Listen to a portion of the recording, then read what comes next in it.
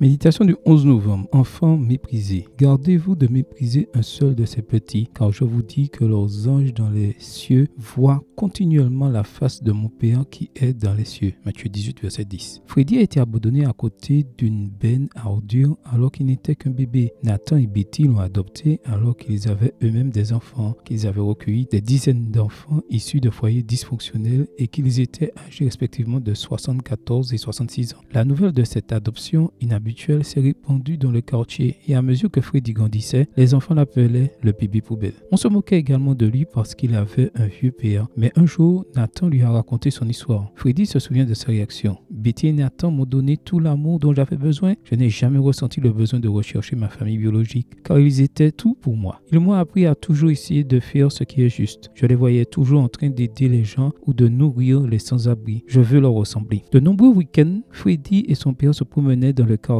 à la recherche de choses que les gens jetaient. Son père lui disait, ce que certains considèrent comme des déchets est un trésor pour d'autres. Le garçon était tellement fasciné par les ordinateurs qu'à l'âge de 9 ans, son père l'a emmené dans une friperie où il lui a acheté un vieil ordinateur Macintosh cassé pour quelques dollars. J'étais heureux. Comme il ne fonctionnait pas, je l'ai démonté et je me suis rendu compte qu'un composant était cassé. Avec l'aide des outils de mon père, j'ai pris des pièces de radio réveil et je les ai soudées et après une cinquantaine d'essais, j'ai finalement réussi à faire fonctionner l'ordinateur. J'ai alors su ce que je voulais faire de ma vie. Cet ordinateur m'a fait oublier toute la douleur des moqueries. Lorsque j'étais victime d'harcèlement à l'école, je pensais à rentrer chez moi et à jouer avec mon ordinateur. Entre 10 et 11 ans, Freddy a appris à coder et à écrire des programmes de base. À 12 ans, il a décroché son premier emploi. Et lorsqu'à 21 ans, il a finalement obtenu sa licence d'opérateur de télécommunications, il est devenu la plus jeune personne et le seul afro-américain à l'avoir jamais obtenu. Après avoir appris à installer des câbles à fibre optique et à construire des tours téléphoniques, Freddy a créé une entreprise, Fingers Communication, qui se consacre à l'invention de produits de santé d'une valeur de plusieurs dizaines de millions de dollars. Aujourd'hui, la Fondation Fingers offre des bourses d'études aux étudiants afro-américains et contribue à l'aide aux sinistrés. Lors de la récente pandémie, elle a fourni des équipements de protection individuelle et des outils d'apprentissage numérique aux enfants défavorisés. L'enfant que certains appellent les poubelles s'est avéré être un magnifique trésor. Amen. Bonne journée à vous et que le Seigneur vous bénisse.